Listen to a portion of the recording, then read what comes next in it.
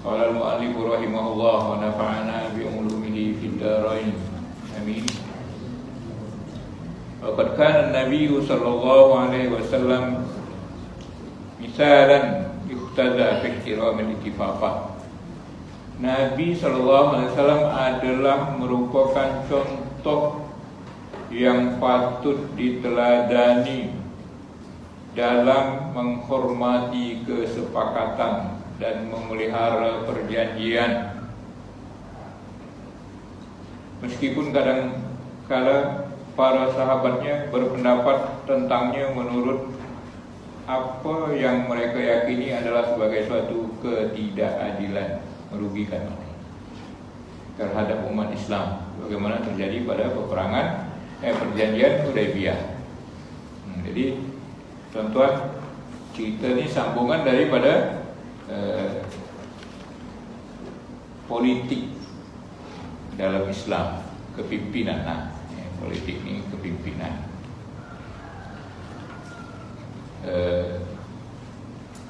Mesti mendapat janji. Jadi salah satu contoh yang paling mantap adalah Nabi SAW sendiri. Sehingga Nabi SAW itu adalah makhluk Allah Ta'ala yang sangat mementingkan penepatan, setia dengan janji. Walaupun kadang-kadang perjanjian itu merugikan, dalam pandangan biasa merugikan, macam yang terjadi di Hudaybiyah. Jadi perjanjian, butir-butir perjanjian Hudaybiyah itu memang menguntungkan orang lain, tapi di sebaliknya menguntungkan orang Mekah, tapi di sebaliknya dia menguntungkan jemaah umat Islam masa itu. Siapa-siapa di antaranya lah yang terlalu nampak. Siapa-siapa orang-orang Mekah yang masuk ke pihak Islam, pulangkan. Adapun pihak Islam yang masuk ke pihak musyrik, maka dia tak boleh dipulangkan. Berat sebelah perjanjian itu. Hingga sahabat-sahabat marah. Ada yang berani bertanya, Rasulullah, ini pendapat engkau ke wahyu? Maka bila dikatakan ini daripada Allah Subhanahu Wa Taala, mereka ikutlah. Termasuk Umar radhiyallahu anhu sendiri pun tak setuju. Tapi akhirnya apa? Akhirnya perjanjian yang macam tu menguntungkan dari taktik dan strategi kepimpinan, sehingga orang-orang munafik yang ikut-ikut ke Islam ni masa tu, kerana dibolehkan balik dan tiada tindakan apa-apa, mereka balik Mekah, tinggalkan Madinah. Kenapa yang munafik-munafik, mana yang betul-betul bertahan, mana-mana yang agak-agak acah-acah je nak ikut sama jemaah Islam ni, maka dapat dikesan pada masa itu. Adalah beberapa orang yang keluar, nampak hasil dia. Kemudian perjanjian itu membawa kepada persepakatan sehingga dakwah berkembang terus.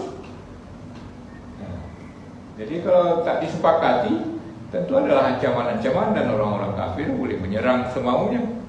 Tapi kerana ada perjanjian itu, berdakwah bebas. Sebab dah ada perjanjian, lalu berbulat sebelah. Itulah makanya Rasulullah SAW dah macam tu perjanjian, Rasulullah akur. Dia tak salah, dia tak nodai perjanjian.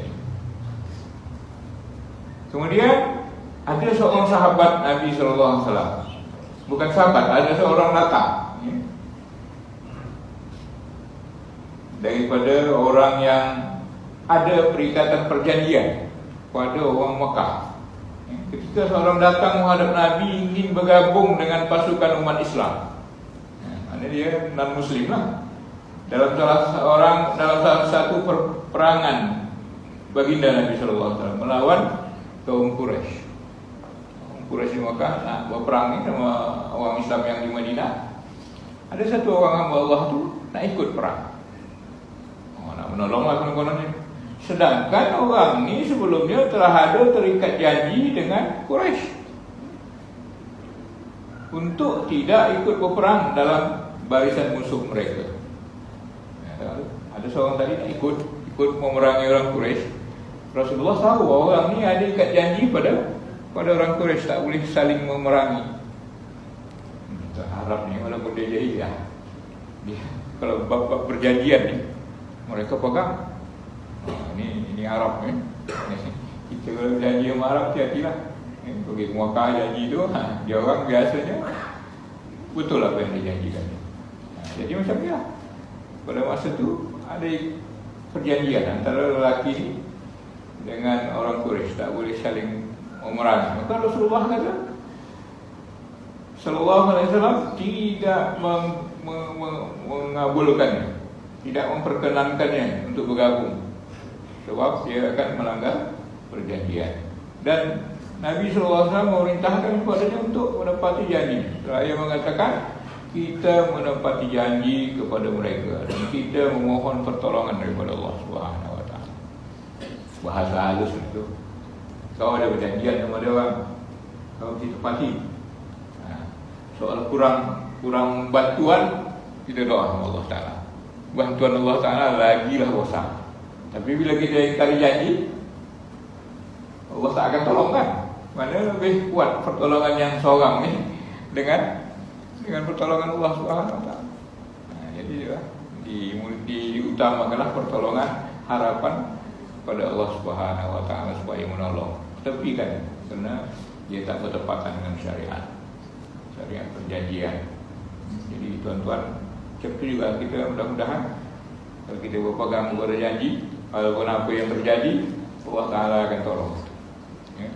Kerana dalam surah itu kan wa'ufu bi ahdillah idza ahadtum.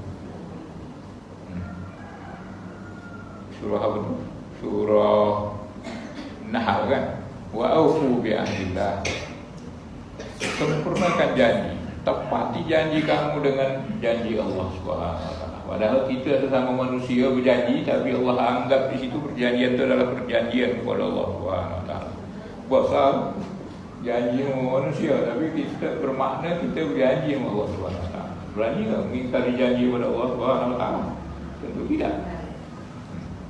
Itulah makna dia pada ayat yang panjang kan. Muka surat 113. Jadi apapun bila kita khasnya lah dalam bab ni, bila kita berjanji, jangan ingkari janji. Sebab janji itu ada Allah menyaksikan. Bermakna kita berjanji dengan Allah Subhanahu wa taala. Jadi jika sebahagian orang meyakini bahawa politik tidak memiliki etika, bebas nilai, tak bernilai sama sekali, tak ada nilai-nilai agama, tak ada nilai-nilai Islam, tak ada nilai akhlak, maka hal ini sangatlah jauh dan mustahil dari politik Islam. Jadi kalau politik dalam Islam ni, perjanjian mesti pegang, tak ada mengingkari, yang berdasarkan terutama pada asas keadilan.